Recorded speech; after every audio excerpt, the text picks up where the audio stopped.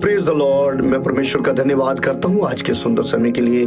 आज मैं परमेश्वर के पवित्र वचनों में प्राचीन समय के बारे में आपसे बात करना चाहता हूँ कि वो प्राचीन समय, वो पुराने दिन जब आप प्रभु में आए, जब आपने प्रभु यीशु मसीह के ऊपर विश्वास किया, तब आप दुखों में, परेशानियों में, कष्टों में जब फंसे हुए थे, जब आपका हाथ पकड़ने वाला नहीं था।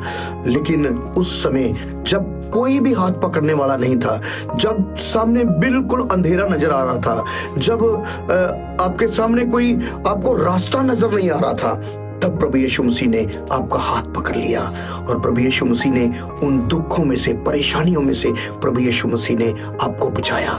तब बचाया जब आप लोगों का तमाशा बन चुके थे, तब बचाया जब आप परेशानियों में फंसे हुए थे। मेरे प्रियो, मैं परमेश्वर के पवित्र वचन में इब्रानियों की पत्री उसका 10 अध्याय और उसका 32 वचन पढ़ूंगा। परंतु उन पिछले दिनों को स्मरण करो जिसमें तुम ज्योति पाकर दुखों के बड़े संघर्ष में सिथर रहे।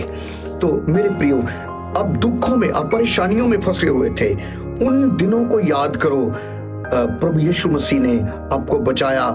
अब प्रभु यीशु मसीह जो जगत की ज्योति है, उसको पाकर आप स्थिर रहे, आप कायम रहे प्रभु में। मैं परमेश्वर का धन्यवाद करता हूँ इस सुंदर वचन के लिए। मेरे प्रियो, कई बार ऐसा होता है कि हम अपने पुराने वक्त को भूल जाते हैं, हम अपने पास्टर को, हम प्रभु के दासों को भी कई बार भूल जाते हैं जिनके द्वारा हमने आशीष पाया। प्रभु के दासों ने फास्टिंग प्रेयर कर करके, व्रत प्रार्थना कर करके, रोजा रख रख के आपके लिए दुआएं की और परमेश्वर के दासों ने आपके लिए मेहनत किया, और आप प्रभु के दासों को भी भूल जाते और परमेश्वर को भी भूल जाते। मेरे प्रियो, परमेश्वर के वचन में लिखा है, आप पुराने दिनों को याद करो। जब प्रभु यीशु मसीह ने आपको बचाया ना, वो समय आप अपने बच्चों को भी बताओ। कलाम में हम लोग पढ़ेंगे व्यवस्था विवरण उसका 32 अध्याय उसका 7 वचन।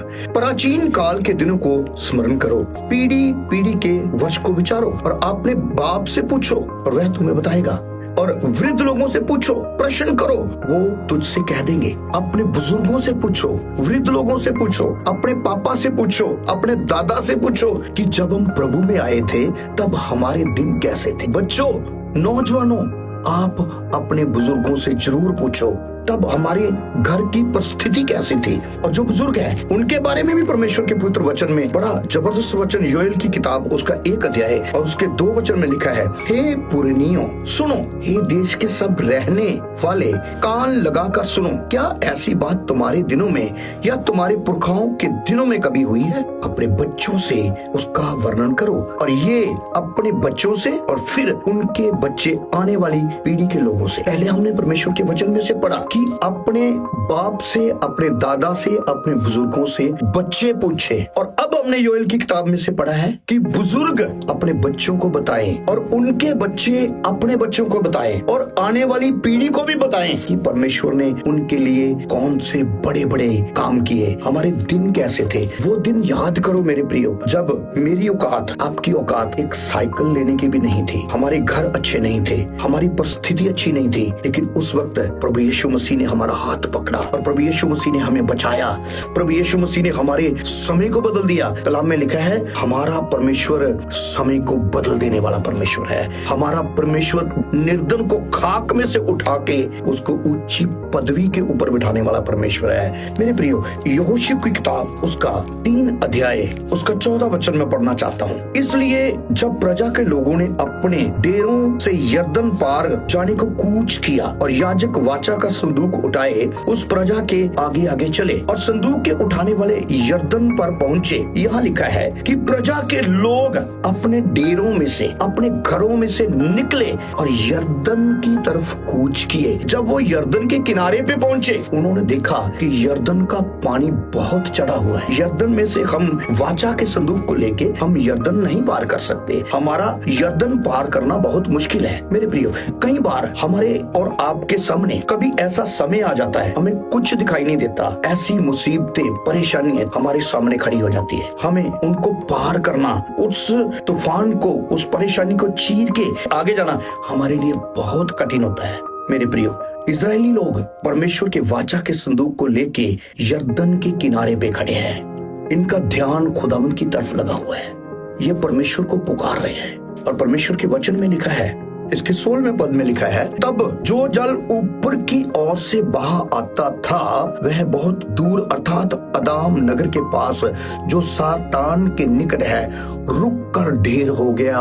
वो पानी रुक गया, वो पानी की दीवार खड़ी होगी और परमेश्वर के लोग यरदन को पार कर गए। आगे कलाम में लिखा है कि उनका जो अगुवाई करने वाला परमेश्वर का दास यहोशू 4 अध्याय उसके 1 वचन में उसने लोगों से कहा, जब उस सारी जाति के लोग यरदन के पार उतर चुके तब यहोवा ने यहोशू से कहा, प्रजा में से 12 पुरुष अर्थात गोत्र के पीछे एक पुरुष को चुनकर आज्ञा दे, तुम यरदन के बीच में जहाँ याजकों ने पांव धरे थे वहाँ से 12 पत्थर उठाकर अपने साथ पार ले चलो। परमेश्वर के वचन में लिखा है कि खुदावंद खुदा ने सेनाओं के यहोवा ने यहोशू से बात किया कि ये लोग जो तेरे साथ चल रहे हैं, एक एक गोत्र के एक एक पुरुष को बोल कि गोत्र के अनुसार एक एक पत्थर यरदन में से उठा ले। ये सूखी हुई नदी में से पत्थर उठा के आप साथ में ले जाओ। उन लोगों ने 12 पत्थर उठाए, 12 लोगों ने 12 पत्थर उठाए, सूखी नदी में से 12 पत्थर उठा के वो चल पड़े। जब परमेश्वर ने उनको 12 पत्थर उठाने को बोला, उनको तब कोई समझ नहीं थी कि खुदा का क्या भेद है, परमेश्वर उनको क्यों कह रहा है कि 12 पत्थर उठाओ। परमेश्वर के कलाम में जब हम 4:20 में पढ़ते हैं तो यहाँ लिखा है, और जो 12 पत्थर यरदन में से निकाले गए थे उनको यहोशू ने गिलगाल में खड़े किए। तब उसने इजरायलियों से कहा, आगे को जब तुम्हारे बाल बच्चे अपने पिता से पूछे इन पत्थरों का क्या मतलब है, तब तुम ये कहकर उनको बताना, इजरायली यरदन के पार सथल ही सथल चले आए थे, क्योंकि जैसे तुम्हारे परमेश्वर यहोवा ने लाल समुद्र को हमारे पार हो जाने तक हमारे सामने से हटाकर सूखा कर दिया, वैसे ही उसने यरदन का जल भी तुम्हारे पार हो जाने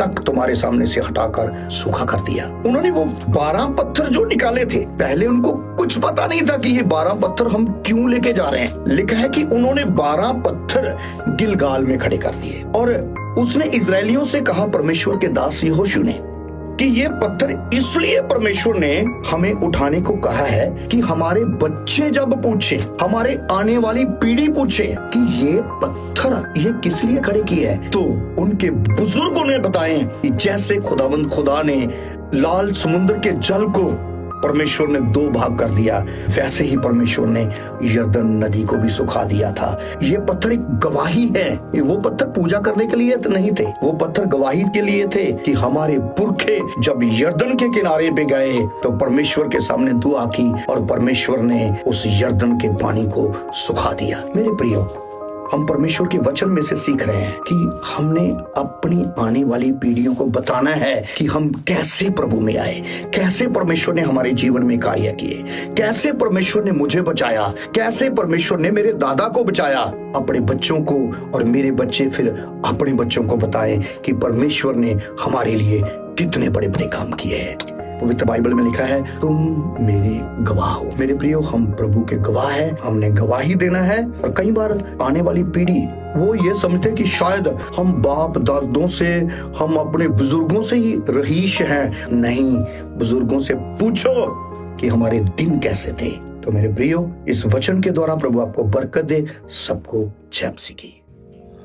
प्रेज द लॉर्ड। दोस्तों, जैसे आप सबको पता है कि प्रेज प्लेयर के द्वारा पूरी दुनिया में लोग आशीष पा रहे हैं। प्रेज प्लेयर को हमने एक दर्शन के थ्रू शुरू किया। जब मैं प्रार्थना में बैठा हुआ था और परमेश्वर के पवित्र आत्मा ने मुझे गाइड किया कि एक ऐसा गैजेट तैयार करो जिसमें 24 घंटे हालेलुया हालेलुया चलता रहे। तो प्रेज प्लेयर को हमने आज से 1.5 साल पहले लॉन्च किया और पूरी दुनिया के लोग इस प्रेज प्लेयर के द्वारा आशीष पा रहे हैं। और अब हमने प्रेज प्लेयर को अपडेट किया है, और प्रेज प्लेयर को जब हमने अपडेट किया तो हमने इससे बड़ा प्रेज प्लेयर बनाया। फिर हमने ये भी बनाया, ये छोटा है, ये उससे बड़ा है और ये उससे भी बड़ा है। और ये दोनों जो प्रेज प्लेयर जो बड़े वाले हैं, इसमें हालेलुया हालेलुया तो चलता ही है, इसमें परिवार के लिए दुआ भी की गई है। ये जो साइड पे आप बटन लगा देख रहे हो, इसको जैसे ही आप प्रेस करोगे तो परिवार के लिए दुआ शुरू हो जाएगी। ऐसे ही इसमें है, इसकी आवाज कम है और इसकी आवाज जो है उससे ज्यादा है और इसकी आवाज उससे भी ज्यादा है। सो ये 3 तरह के प्रेज प्लेयर हैं। अभी हमारे प्रेज प्लेयर को लेने के लिए जो स्क्रीन के ऊपर नंबर चल रहा है उस पे आप कांटेक्ट कर सकते हैं। सो प्रेज प्लेयर कोरियर करवा के हम आपके घर पहुंचा देंगे। यदि आपने नहीं लिया तो प्रेज प्लेयर को आप ऑर्डर कीजिए, लीजिए और परमेश्वर की आशीष को पाइए। सबको जय मसीह।